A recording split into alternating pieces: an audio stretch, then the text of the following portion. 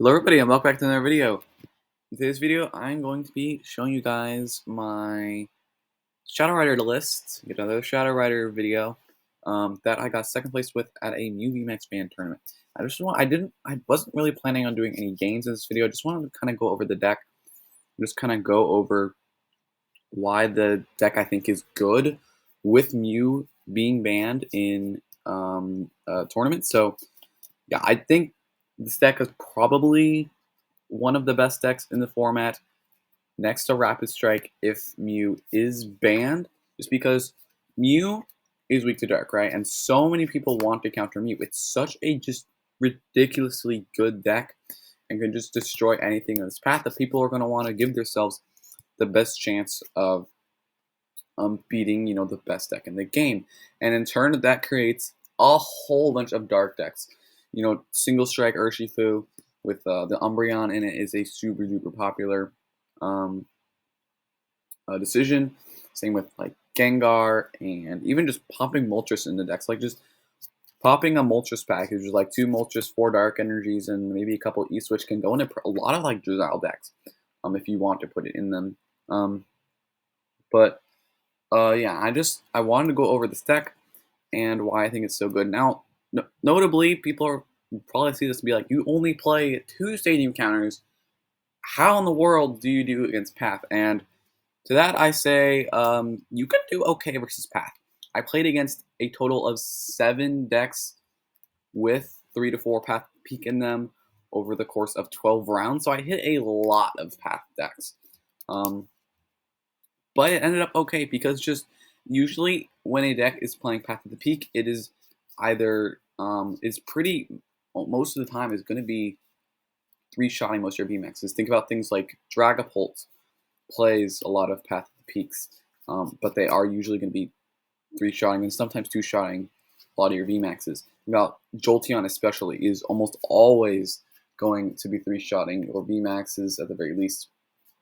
But yeah, so this Path is a big threat, but Alchemy just destroys those decks because Gmax Whisk, 2 energy, 60 damage for each energy you discard from your Pokemon, is super good at just nuking VMAXs. And when the decks are super slow, you can afford to like take a couple turns to get some turn attachments. Use the 3 copies. We play 3 copies of Cruel Charge, Galarian Articuno in the deck, and then 16 energy. So we're gonna have a lot of energy just to be able to double turn attach this Alchemy, maybe a couple Cruel Charges, and we will have our energy in play. Not to mention, sometimes we can find our stadium in order to actually use Underworld Doors. But once we take a big one-shot with Alchemy, sometimes it's, they're not going to be killing us right after. So we're going to have time to be able to just go dormant, and we don't have any way to get energy back in the deck. So after we discard 6 energy, we might be low on energy. Now, with a lot of decks, that will be true. A lot of other Shadow Rider Alchemy decks run about 12 energy, but we run 16, so we're almost always going to have enough in the deck to just refill our board. So if you can manage to get this Alchemy up in the active and taking big one-hit KOs as fast as you can against these slower Path Peak decks, it will be really, really devastating and win you most of those matchups. That being said, 2 of my 3 losses were to Jolteon with Path of the Peak, so that, it's just a way to show that it's not 100% accurate. And if you want to place more training courts or Pumpkaboo even, Pumpkaboo I think is something that I would add after playing in the tournament. I think it is definitely wouldn't hurt to add more, but we just, you do have that Alchemy as just a little bit of comfort against those Path decks. I already mentioned this before, but we're playing the 3 copies of Galarian Articuno, much like the list I got second with in the Karki's Rats Invitational. And it seems like whenever I play Shadow Rider Articuno, I'm destined for second place, which is weird. But yeah, we are only playing 1 Crobat, which also, once again, might seem a little bit weird, but with the like heavy Path meta, it can just be not as useful, not as often. I did play 2 of my Karki's Rats lists. That's just because the meta was like not nearly as refined as it was at the end of the Evolving Sky format, and people were really starting to figure out how good Path was and keeping Shadow Rider at bay. But yeah, so pretty much all there is to say. I mean, the low supporter count, once again, it's the same supporter count as my list once again from Carfuse Rats, but it worked out fine.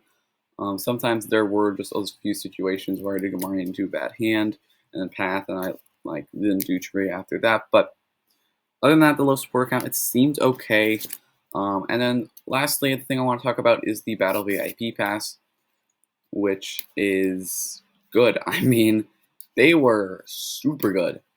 Just being able to turn one, play a Battle VIP Pass, a Quick Ball, and a Fog Crystal to get out 3 to 4 Shadow Riders on the first turn of the game, going first without even needing to play supporter, is insanely good for tempo. Just being able to just burst out those Shadow Rider Vs is insane, because the best attribute about this deck is being able to establish your Shadow Riders and draw a bunch of cards and get a whole ton of energy in play.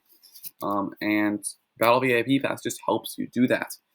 The only thing I might add is another switch out.